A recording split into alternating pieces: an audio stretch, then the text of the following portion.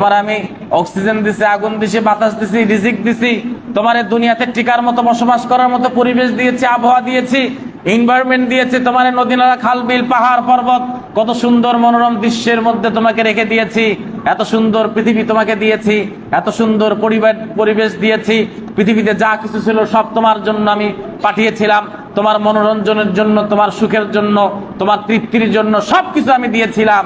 বান্দা, আমার নিয়ামত 24 ঘন্টা, প্রতিটা সেকেন্ডে, প্রতিটা হারদাম আমার নিয়ামত ভোগ করার পরে তুমি কেমনে আমার নাফরমানি করলা?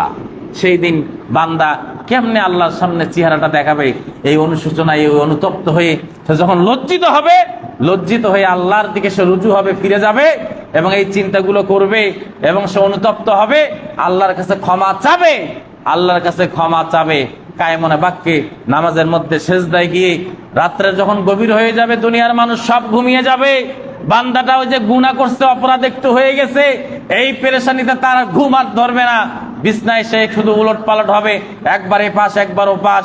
তারপর উঠে সে ওযু করবে, ওযু করার পরে যায় নামাজে দাঁড়িয়ে সে আল্লাহ রাব্বুল আলামিনের সামনে কায়মনে বাক্যে অবনত চিত্তে যখন দাঁড়িয়ে আল্লাহর কাছে ক্ষমা চাবে, আল্লাহ তো এটাই চান, ফায়াস্তাগফিরুন আল্লাহ। এই বান্দারা যখন গুনাহ করবে, আল্লাহর কাছে ক্ষমা চাবে, ক্ষমা চাওয়ার পরে কায়মনে বাক্যে যখন ক্ষমা চাবে,